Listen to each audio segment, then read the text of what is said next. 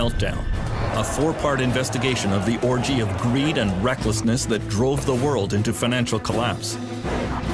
Only now are the hard questions being asked. Only now are the key players being held to account.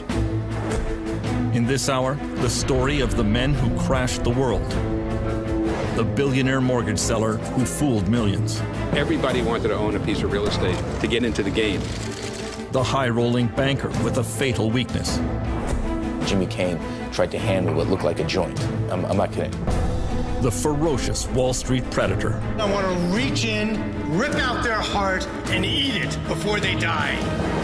And the power behind the throne. The de facto president of the United States was an unelected gentleman from Wall Street. Meltdown, the secret history of the global financial collapse.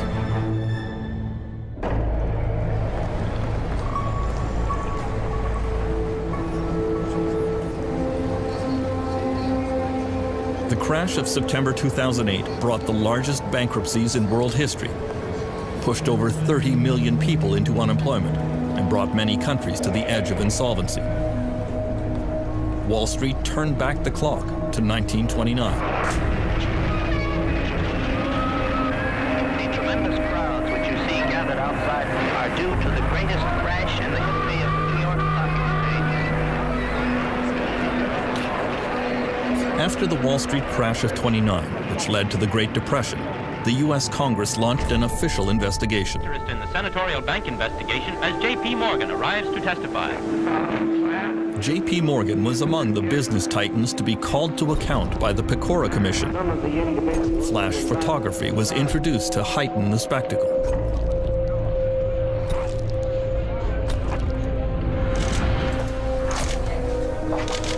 In 2010, the same model is followed for a new investigation of a new financial collapse.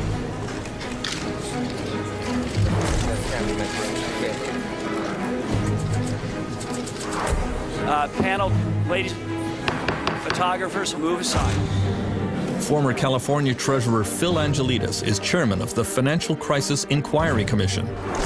I'm honored to welcome you as we start this series of public hearings into the causes of the financial and economic crisis. He has taken sworn testimony from a parade of government and bank officials, trying to get to the bottom of what really caused the 2008 meltdown. The consequences of this financial crisis have been grim also. 27 million Americans who are either out of work, can't find full-time work, or stopped looking for work. Millions who have lost their homes, and millions more who are in the foreclosure process. Trillions of dollars of wealth loss. I think one of our jobs is to try to rationally explain to people what the heck happened. People want to know. How did it all go so wrong? The key trigger of the 2008 financial meltdown was easy lending in the U.S. housing market. In an era of very low interest rates and reduced bank regulation, there was an astonishing building boom across the United States. In California, banks decided that virtually anyone could qualify for a home loan. Jim Kling has been a real estate agent in San Diego for over 20 years. Really, in 2004 and 2005, if you could fog a mirror, you could get a loan. That's how bad it was. They didn't really know or care about the qualifications of the buyers. And a payment on that. And whether those people could make those payments or not apparently wasn't much of a concern. Bills getting to be more than you can manage? Crossroads Mortgage has a whole range of solutions geared to people just like you. So if you're thinking of buying a home or refinancing? Even if your credit is less than perfect, AmeriQuest can help. Call 1-866.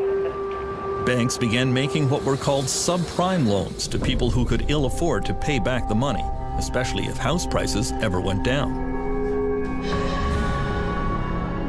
The one man who could have stopped that practice was then U.S. Federal Reserve Chairman Alan Greenspan.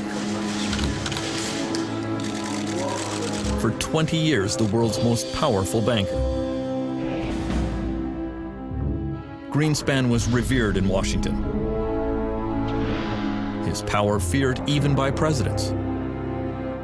The Federal Reserve was the one agency that had the full authority to regulate subprime lending. And despite all the evidence, despite all the yellow and red lights going off, they chose not to. Staff reports. I mean, let me just ask you, would you put this under the category of oops? Should have done it? I mean, my experience has been, in the business I was in, I was right 70% of the time, but I was wrong 30% of the time. And there are an awful lot of mistakes in 21 years. And I would point out that the captain of the Titanic was 99% right and 1% wrong. It's the size of the mistake that matters. We now know that banks and mortgage companies were indulging in all sorts of fraudulent practices to pump up their mortgage business. Many of the loans were extremely complex and the terms hidden from borrowers. There were low teaser rates that would automatically reset to much higher payments after a few months. It was no accident that the most complex mortgages were sold to the least sophisticated buyers, especially in poor and minority neighborhoods like this one in South Central Los Angeles. So as you go about your daily work and your daily business, Congresswoman Maxine Waters has represented the district for 19 years in the U.S. House of Representatives. information. You know, I've seen mortgages that were given to 70-year-old people who were on a fixed income, whose income was never going to increase, but that mortgage was going to reset within a few years. Where was that money going to come from? I've seen mortgages that I think are criminal. Angelo Mozillo was the undisputed king of the U.S. subprime market. He is called the Golden Boy because of his permanent tan and because at the height of the subprime real estate boom, he was making about $100 million a year. Everybody wanted to own a piece of real estate to get into the game. He became the darling of business magazines with a slew of fawning profiles of his rags to riches story. He always claimed that he was a friend to the poor and that his lending practices were helping scores of Americans attain the dream of home ownership. It's one thing for him to say that he was a friend to the poor, but in the final analysis, when you see that these poor people are now in foreclosure, now cannot get loan modifications, now ending up on the streets, then certainly that defies how he could have been, you know, a friend to poor people. Mozillo's company, Countrywide Financial, grew to become the biggest mortgage lender in the United States. Call Countrywide. We never stop thinking about what you need. And that makes home buying easy. Really. Countrywide was sold to Bank of America and almost immediately plunged in value. Angelo Mozillo was placed under investigation by the Securities and Exchange Commission. The SEC uncovered very damaging private emails in which Mozillo expressed his true feelings about the dangerous subprime mortgages he was peddling. He wrote, "In all my years in the business, I have never seen a more toxic product." At the same time, Mozillo was publicly reassuring all his investors and clients. Countrywide views the product as a sound investment for our bank and a sound financial management tool for consumers. It does appear that there was a private view of the markets, and there was one that was espoused to borrowers, rating agencies, the investing public. The SEC has now charged Mozillo with insider trading and securities fraud. Lenders like Angelo Mozillo really didn't care if people ever paid their mortgages because those loans did not stay on the mortgage company's books. Mortgages were bundled together with other loans from across the country and moved to Wall Street. There, they were packaged up into complex new financial products. Bankers went wild for these financial securities that were really just stacks of IOUs. There was almost no government regulation of this market. It became a massive system of buying and selling these IOUs, with fees being charged on each transaction. It was just all a way to make fees and to package up these streams of supposed cash flows and sell them off to investors. I mean, for a while there, anybody who touched a mortgage made money. It was like the most perfect product. I once had this view that when people started talking about toxic assets, that somehow they were like a good piece of fruit that had turned bad. Well, it turns out they were a rotten piece of fruit from day one. And all along the way, whether it was the broker, the lender, the securitizer, the market maker, everyone seems to have taken the view that they had no responsibility for the product that they were moving along in the system. That became, unfortunately, this cancerous material that was injected into financial institutions all over the world. One of the first places these toxic products landed was the financial district of London, England, nicknamed the City. There was a golden age here in the years before the meltdown. Geraint Anderson arrived in the city as a young trader in 1996. He had been a hippie selling trinkets on the beaches of India until his older brother found him a job in a London brokerage. I literally didn't know what the city was. I mean, I kind of was aware that there was a stock market, and I said, well, why? I mean, you have to wear a suit and things like that. And he said, I'll tell you why. It's quite simple. You'll have about £300,000-400,000 within about 4 or 5 years, and then you can go off and live the life you want to live. Since the selling of trinkets wasn't going down too well, I thought, why not? I had no idea about finance whatsoever. I didn't know what a PE ratio was. I didn't know what a yield was. When you're in the city, all you have to do continually is present a view and present it strongly and pretend you believe in it. It was all about schmoozing clients, taking them to strip joints, taking them to bars, getting that company credit card out and really giving it a bash. The wild atmosphere in Britain was brought about because Chancellor of the Exchequer Gordon Brown was easing financial regulation there. He called his new approach the light touch. We will advance if there is light touch regulation, a competitive tax environment, and flexible. Well, Gordon Brown light touch was an effort really to make the City of London the world's greatest financial centre. And it meant giving the financiers, giving the bankers a very free hand in the marketplace. Paul Martin was Canada's finance minister in those years. He says deregulation came about because of a competition between New York and London to become the financial capital of the world. The race to become #1 was very, very important. But how do you attract the financial industry? Well, the most logical way is what they call regulatory arbitrage, which simply says, let's gut the regulatory system, and therefore more people will come. The prevailing culture was one that the markets always go up. It was an easy way to make money, drinking champagne, fat cat analysts. It was a joyous time. Everywhere you looked, there was great big new offices being put up, statues being put in the forecourts, people building great monuments to themselves in terms of the buildings they occupied and the way that they behaved. By 2004, Geraint Anderson was making a salary of $300,000 a year, plus an annual bonus of $700,000. He was invited onto business television shows as an analyst. We had profit before tax growth of 9.5%. The whole game is increasing your bonus. You don't go into the city to do the world some good. You go there to make money as quickly as possible. And if that means lying, cheating and stealing, that's what you do. Regulators and politicians are just deemed to be idiots. It's all about we will thrive with light touch regulation. And that, of course, is exactly what Gordon Brown was encouraging as Chancellor of the Exchequer. And interestingly, he calls my precise period in the city the age of irresponsibility. But it was partly to do with the fact he just said anything goes. And, to me, it's just obvious. The way people were behaving was a rational way of behaving in the context of the bonus system and the lack of regulation. If one country could be the microcosm of everything that went wrong in the years before the meltdown, Iceland is it. It is a place of staggering natural beauty. From its geysers, to its waterfalls, to its famous Blue Lagoon, it is a magnet for tourists. One thing Iceland was never known for was banking and high finance, at least until a few years ago. Iceland was transformed through the ideas of one man, longtime Prime Minister David Oddsson.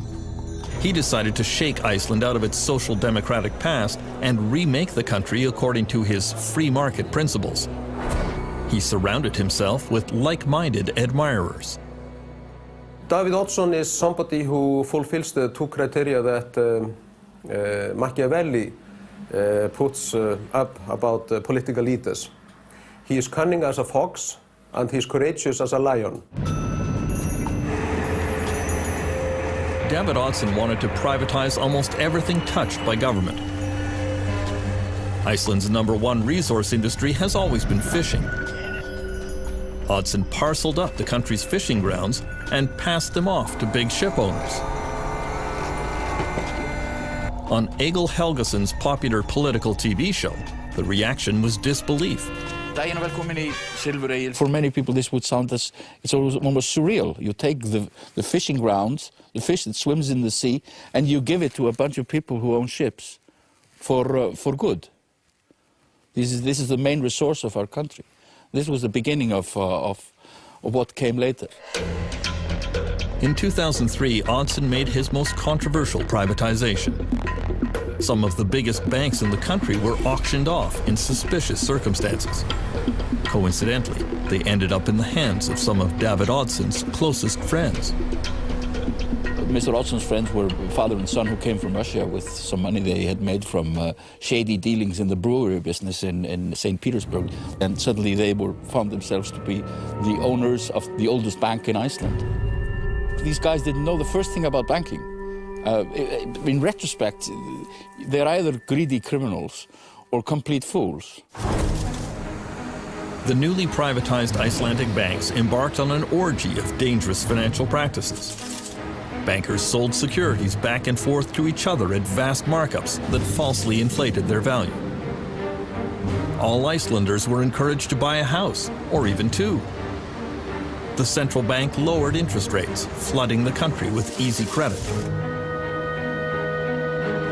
As in the United States, this triggered an unprecedented real estate boom. Icelanders living and working abroad came home to take advantage of the wild market. I lived in the UK till 2003, 2004. Then I came home. I bought a flat for 9 million kroner here downtown, almost close to where we are now. 1.5 years later, I sell it for almost 15 million kroner. I'm like, hey, what's going on? I've done nothing to this flat, and here we are, 6 million kroner in my pocket, just for keeping it for 1.5 years. And of course, when you're benefiting from it, you're sort of, okay, well, this is great. There's a saying now, if something is extravagant, oh, this is so 2007, you can't be serious. 2007 is having Elton John in your 50th birthday party, as one of the business tycoons did. People just went too far. People took one loan too many. People bought one car too many. Iceland was not alone in its reckless financial planning during the boom years.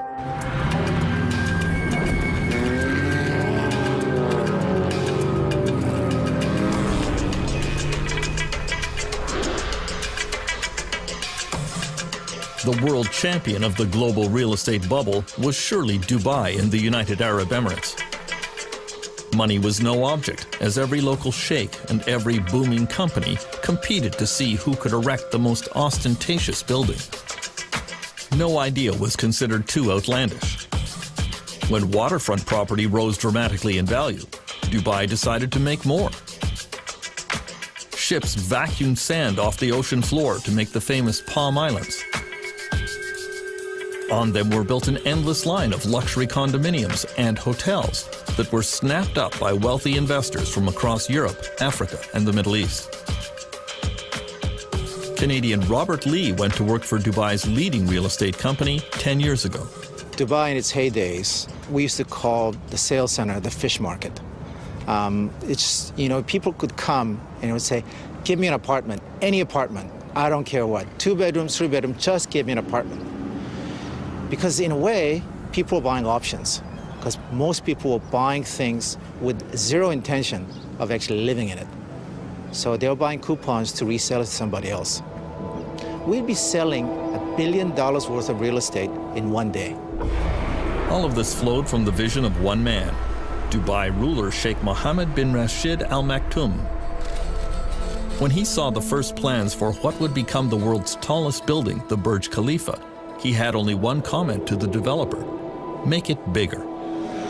I was silly to suggest a 90-story building. and the meeting was very short. He just left. But you know, I've been with him a long time, so I went again to the design studios, and then we put something really marvelous, and his question was, how much higher than anybody else? I said, it's about 40% plus. He said, great. He called me the next day and he said, where are the cranes? Was there no limit to how high Dubai could fly before it got too close to the sun? There was always a nagging sensation that is Dubai going to be like the other cities around the world that has seen the fall? But at the same time, you live here for a few years, you basically buy the story. You drink the Kool-Aid. And you're saying, hey, we must be different.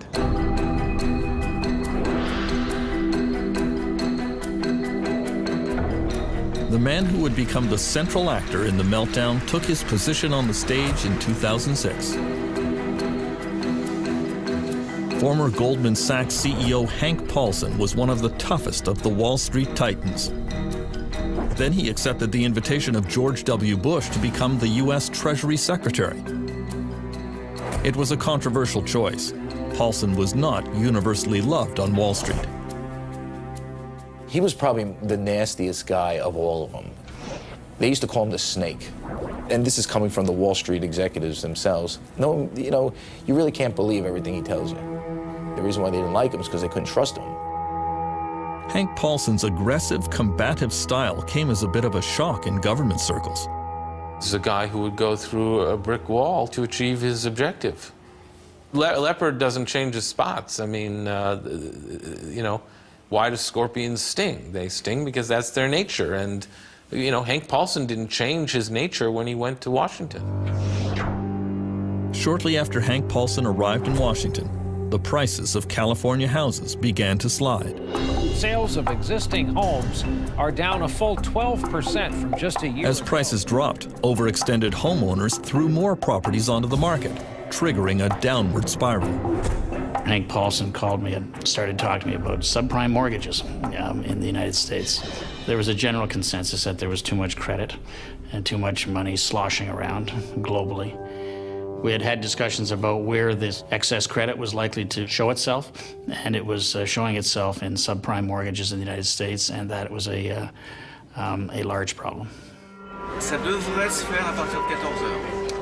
Although few seem to realize it, the world was now infected with the toxic financial products that depended on the U.S. real estate market. It was inevitable that someone somewhere was going to blow the whistle and question what these financial products were actually worth.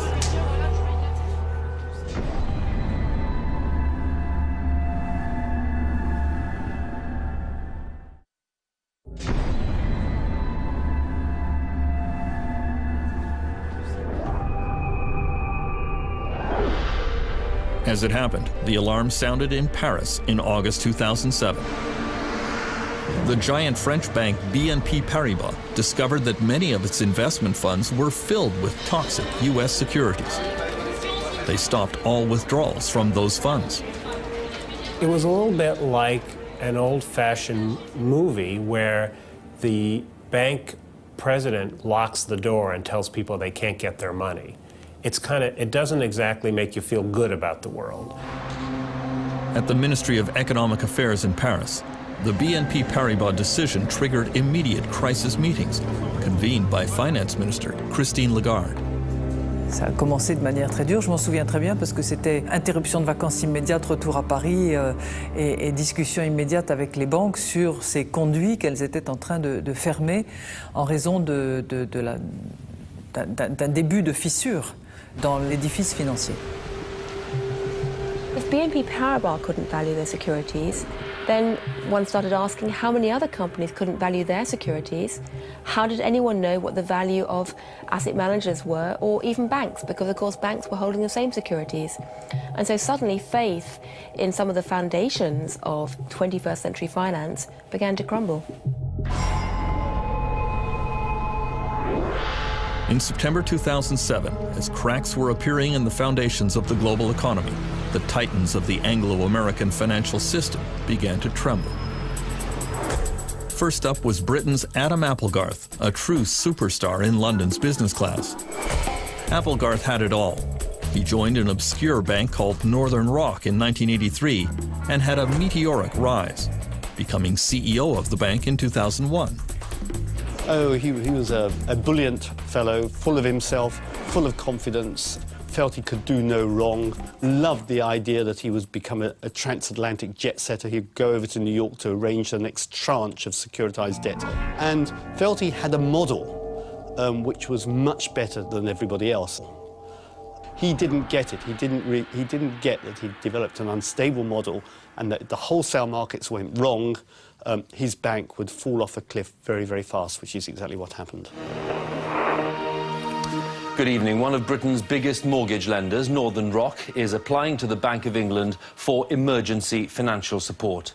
BBC News has learned that the bank... Within hours of the BBC bulletin, worried Northern Rock customers lined up to get their money out. Maybe it's safe, maybe it's not, but I'd rather know that it was safe. I'm just going to go put it in my bank and I've taken all of my money out. Most people in the Western world had never seen a bank run before with their own eyes, and so it was something they found almost impossible to imagine. The British government was very slow to react to the panic. It was egg on our face as the British authorities, no doubt about that.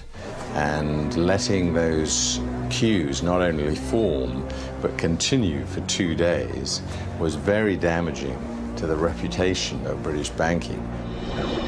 Adam Applegarth was hauled before a British parliamentary investigation of the failure of his bank, but he was characteristically defiant. Mr. Applegarth, do you actually accept you've done anything wrong?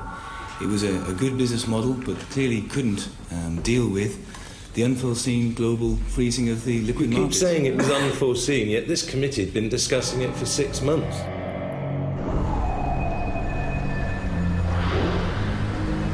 The Northern Rock crisis in Britain could have been taken as a serious warning on Wall Street, but it was not.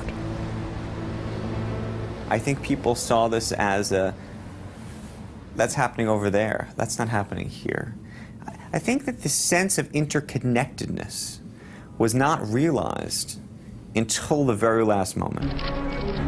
Through the spring of 2008, U.S. Treasury Secretary Hank Paulson was constantly reassuring his international colleagues that everything was fine with the U.S. economy and that only mild tinkering was required with the global financial system. In private, French Finance Minister Christine Lagarde advised her friend that he was being very foolish. Je lui ai dit, Hank, on voit le tsunami qui nous arrive dessus et tu es sur la plage en train d'hésiter sur la couleur du maillot de bain qu'on va porter. The first major U.S. casualty of the financial crisis came with the dramatic fall of one company and one man, the richest CEO on Wall Street. Jimmy Cain was a legend. He had come up through the ranks to become president and chief executive officer of America's fifth largest investment bank, Bear Stearns. He was famous for his backslapping, hard drinking, and high living style.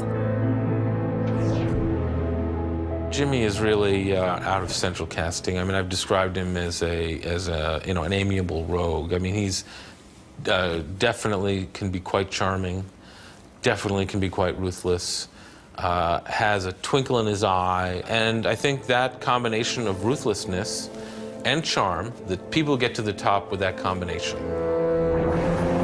Jimmy Cain was a flashy risk-taker in business and in his personal life. In 2007, he was worth over $1 billion, and he wanted everyone to know it.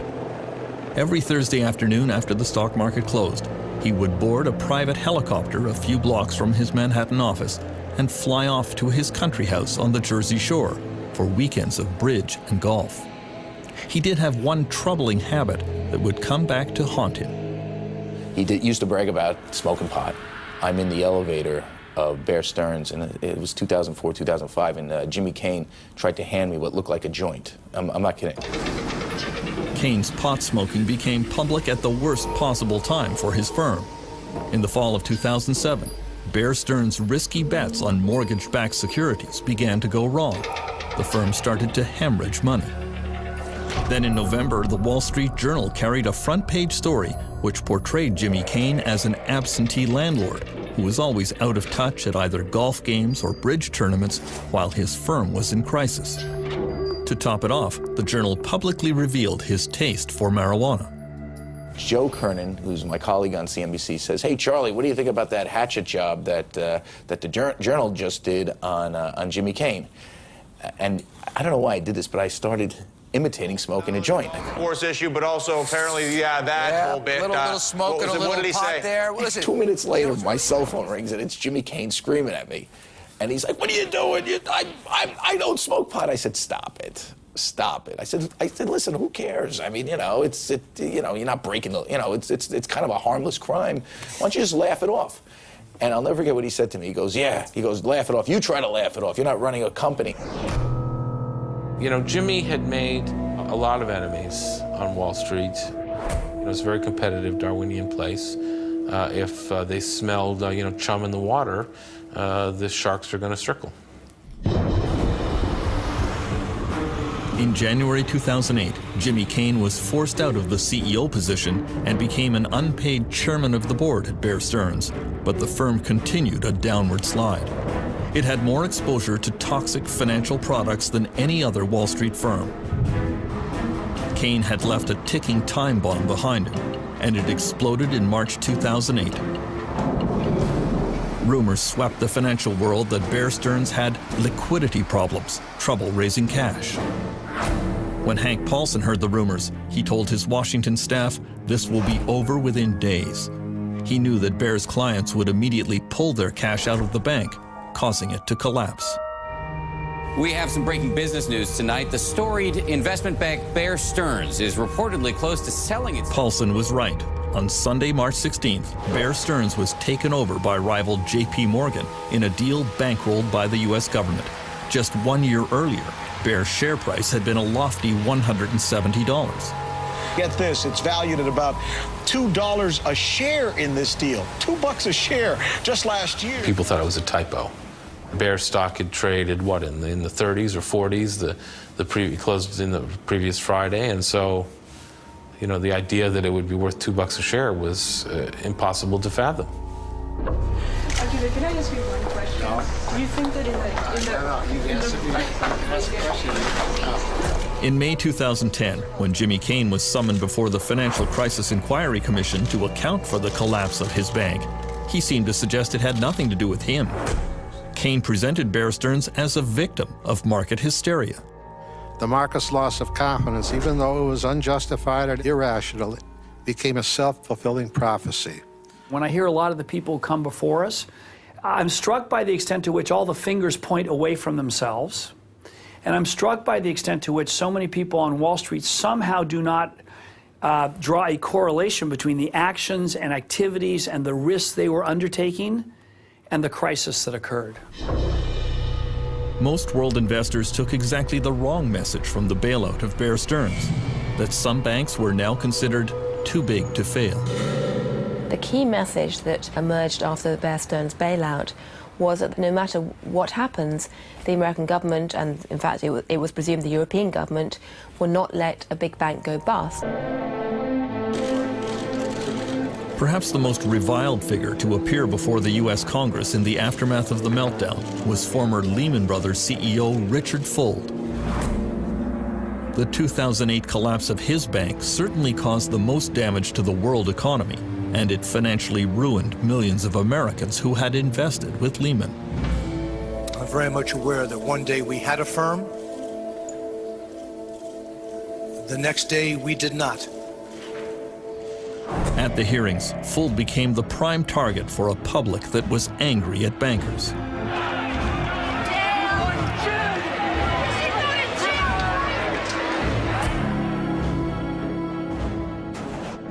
Dick Fuld had spent his entire career at Lehman Brothers, starting at the bottom and clawing his way up the ladder. In later years, he assumed all the trappings of unfettered power. His word was law, his judgment never to be questioned. There was a huge cult of loyalty to Dick Fuld as the chief executive of the firm. People, on the one hand, admired what Dick Fuld had achieved, but secondly, this was not an organization where you, as a matter of casual incident, decided it was a good idea to disagree with Dick. way he created Lehman Brothers, it was almost a cult of personality. The personality was his personality, which was, it's us against them, we're gonna fight everybody, and we're gonna win. Dick Fuld was determined to intimidate anyone who might cross him. In this internal Lehman UK video, he was angry that some traders were driving down his stock price. But what I really want to do is I want to reach in, rip out their heart, and eat it before they die. I think in the tape there's a sort of nervous laughter in the auditorium. I think that sort of reflects quite a lot about how people within Lehman saw Dick. On the one hand, it sounded at one level amusing, and then you sort of thought to yourself, I suspect if you were in that audience, the really scary thing is he sort of could probably do it. Lehman Brothers entered its death spiral on September 11th, 2008. The stock was plummeting. Dick Fuld was advised that it was time for a fire sale of his corporate assets, but he resisted. Telephone records show that U.S. Treasury Secretary Hank Paulson spoke frequently with Fuld, but he felt his message was not getting through. He was definitely exasperated with Dick Fuld. I think everybody was. He seemed to be unable to recognize the gravity of the situation his firm was in and unable to do the things that were needed. On Friday, September 12th, Hank Paulson decided that it was time for drastic action to save Lehman Brothers, but he did not want to authorize another government bailout. He flew to New York on his private jet and summoned all the Wall Street CEOs to an emergency meeting at the New York Federal Reserve Building. You know, the fire alarms are going off. The tornado siren is going. And so when the chief of police and the chief of the fire department says we need the heads of all the major employers in our town to come together to come up with a plan, you come. At 6 p.m., Hank Paulson started that secret meeting with America's leading bank CEOs. Jamie Dimon of J.P. Morgan, Lloyd Blankfein of Goldman Sachs, John Thain of Merrill Lynch, and John Mack of Morgan Stanley. I began working on a plan. Paulson told them that they all knew why they were there. Without their help, Lehman would not open for business on Monday, and the consequences for everyone sitting around that table would be disastrous. Across town, Dick Fuld was astounded that Hank Paulson had not invited him to the crisis meeting. Here his company is basically being carved up, and he's not allowed to be there. He's calling and they're not returning his calls. Inside Lehman Brothers, there was an air of unreality. The firm had been in existence since 1850. They had survived the Great Depression of the 1930s. They had survived the 9/11 attack that destroyed their offices in the World Trade Center. Surely they could survive this. Tonight, one of the biggest investment firms is in serious trouble. Lehman Brothers with a The Lehman Brothers stock has been plummeting along with confidence in its ability to survive. These people have been through it before. They were going through it again. Do you know what? The rest of the world hates us, but that's okay because we're going to emerge on top here. And I believe that was what was persisting at Lehman Brothers right until midnight on the famous weekend. I don't think anyone really at the senior management believed it was going to happen. On Sunday, the bankers finally came up with a private sector plan to save Lehman Brothers. The company would be divided in two. The solid assets of Lehman would be purchased by Barclays, a British bank. The American bankers agreed to take over the questionable parts of the company. Just as everyone was about to celebrate, word arrived that the British government would not approve the deal. Hank Paulson placed an emergency call to British Chancellor Alistair Darling, but couldn't budge him. I understand Hank Paulson's problem. He had to sort out Lehman's problem, and the conversations we had were very amicable, and we understood each other's position. But I was quite clear. I could not agree to something where the British taxpayer was taking on a liability that people didn't fully understand. Paulson hung up feeling deflated and frustrated. He announced to everyone in the room, "The British screwed us." Objectively, this deal was never going to happen. And the most striking thing about this whole story is how little effort the Americans gave to talking to the British authorities until literally the last minute. Paulson knew Lehman's failure would bring financial catastrophe. Millions of people around the world would lose their savings and pensions. At this moment of maximum tension, Hank Paulson had a panic attack. he slipped out of the room and called his wife. I just said, Wendy, Lehman Brothers is going to fail, and it's going to be very bad, and a lot of people are looking to me, and I don't have all the answers, and I'm afraid, would you pray for me? This has been an historic Sunday on Wall Street, and it's not over yet. At this hour, the Lehman Brothers Investment Bank appears headed toward bankruptcy. With $613 billion in debt, Lehman is by far the largest bankruptcy ever in this country, dwarfing... On the sidewalks of New York and in investment houses around the world, there was a rising sense of panic. One who felt it was Mohamed El-Arian of PIMCO in California, among the world's largest institutional investors with $1 trillion under management. I remember calling my wife and telling her, go to the cash machine, take cash out, because I'm not sure whether the banks are going to open tomorrow. There was a feeling that the system was incredibly fragile, that the unthinkable was clearly thinkable. Lehman Brothers officially declared bankruptcy at 2 a.m. There was widespread fear that could trigger a chain reaction that would take down the world banking system. At the New York Federal Reserve, then President Tim Geithner told his staff to prepare for the crash landing of Lehman. He told them to put foam on the runway. The problem is they didn't put nearly enough foam on the runway, and there were all sorts of unintended consequences. The ripples that they anticipated turned out to be a tsunami. The tsunami unleashed by the crash of Lehman Brothers would sweep around the globe, destroying millions of jobs and wiping out the economic future of entire countries. Protests rocked world capitals, from Reykjavik to Beijing to London.